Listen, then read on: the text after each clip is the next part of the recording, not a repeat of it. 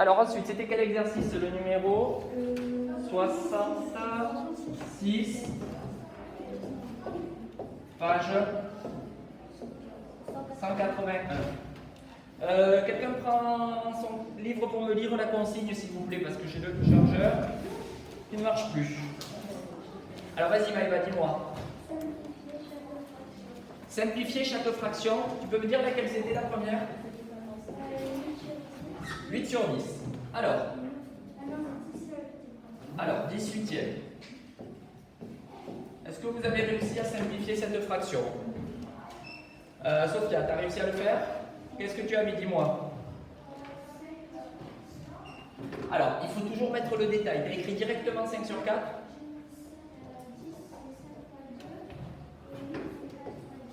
Ok.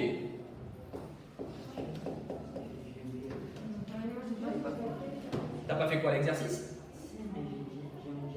Ah ouais, non. Alors, il faut mettre l'étape. Donc, si vous ne l'avez pas mise, vous le marquez.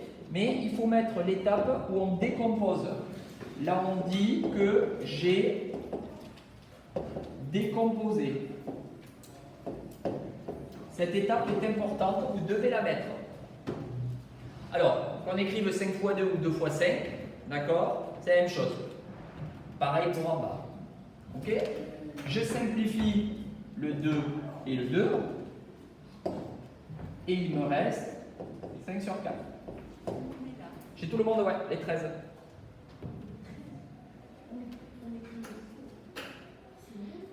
Ok. Qui ça? Ouais, Sophia. Alors, la deuxième. Qui c'est qui peut me donner la deuxième fraction? Fais attention à les affaires, Maxime. Pierre, dis-moi, c'était laquelle de fraction? 49 70e. Alors, là, si vous avez essayé les critères de divisibilité, ça a dû être bloqué. On va regarder par 2, ça ne marche pas. Parce qu'il faut que les deux nombres soient pairs pour pouvoir simplifier par 2. Par 3, ça ne marche pas. Les nombres ne sont pas dans la table de 3. Je vous rappelle que pour reconnaître si un nombre est dans la table de 3, j'additionne mes chiffres, par exemple en bas, 7 et 0, et je regarde s'il est dans la table de 3. Ça ne marche pas. Par 4, ça ne marche pas. Ils ne sont pas dans la table de 4. Par 5 non plus, parce qu'il faut qu'il se termine par 0 ou 5. Donc pour lui, ça serait bon, mais pour lui, par contre, ça ne serait pas bon. Par 9 non plus, c'est le même principe que la règle de 3. Et par 10 non plus, parce que en bas, c'est bon, mais en haut, c'est pas bon. Alors là, peut-être que vous vous êtes dit, alors bon, ben, j'ai tout essayé, ça ne marche pas, donc ça veut dire que la fraction, eh bien, on ne peut pas la simplifier. Alors, ce n'est pas tout le temps vrai, d'accord? Des fois, on ne pourra pas la simplifier, mais des fois, il y aura d'autres nombres par lesquels on peut simplifier. Et là, en fait, il faut se servir des tables de multiplication. D'où l'importance de bien connaître ces tables. Ces nombres qui sont là, je peux les décomposer quand même. Comment je peux les décomposer, ces nombres, hein? Mathilde? 49, comment je peux le décomposer, 49? 7. Ouais, c'est combien? 7 x 7. C'est ce que tu m'as dit? Ok. 70, comment je peux le décomposer? 7 x 10, très bien. Vous voyez? Alors, je n'ai pas de critère de divisibilité par 7. D'accord? Mais je peux simplifier. Ici, je peux décomposer par 7, il suffit juste de connaître mes tables. Et donc, je simplifie, et il reste 7 dixièmes. D'accord? Lucie, tu as trouvé ça? Oui? Ok.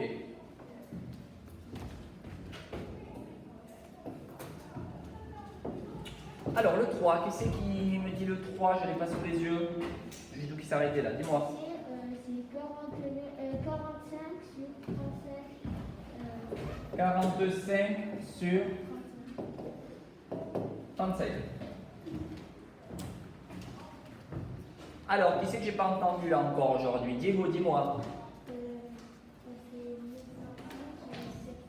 Très bien. 9 fois 5 et 7 fois 5.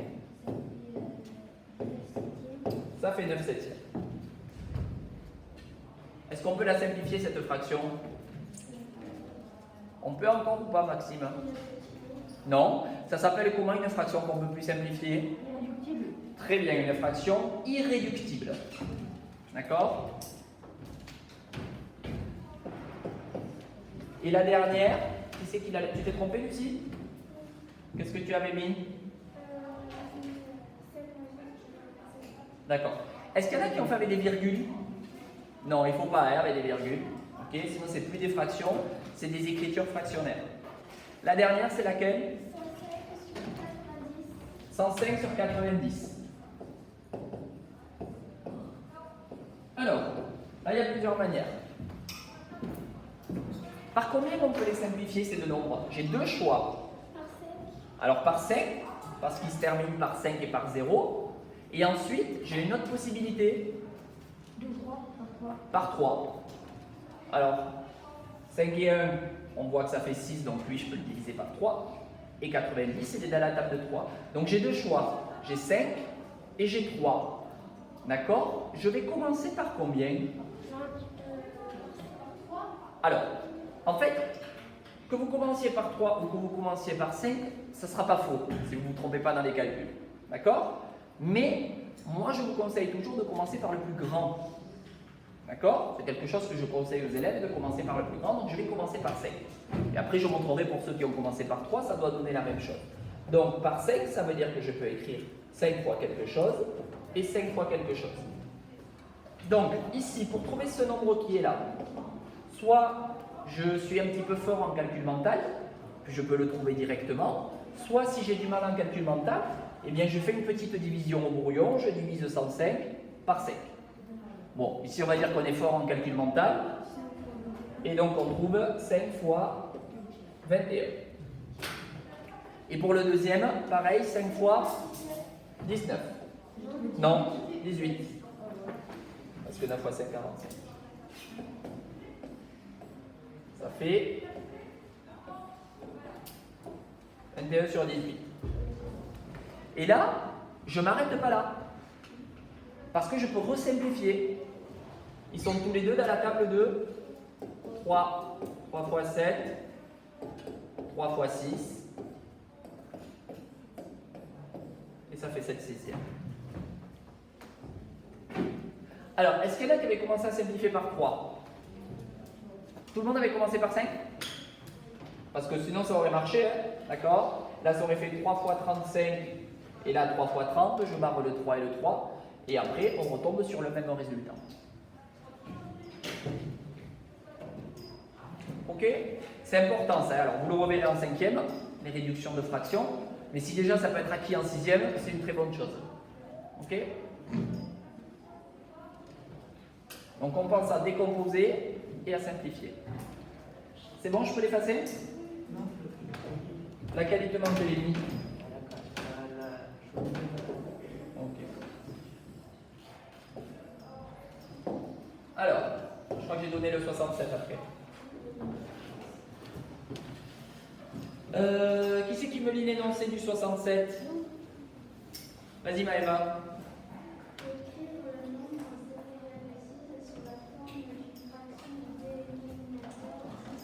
Ok, donc il faut écrire, vous pouvez remarquer, 0,6 sous la forme d'une fraction de dénominateur 10. Ne remarquez pas la consigne, je le marque parce que... C'est bien ça? Ok. Ça porte un nom ça. Fraction de dénominateur 10.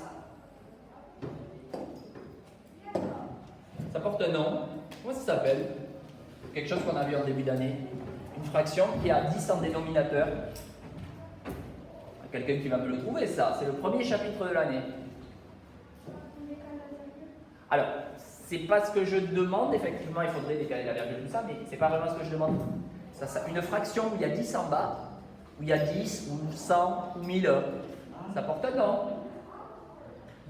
Une fraction, non, je l'ai entendu, décimale. Ça, c'est une fraction décimale.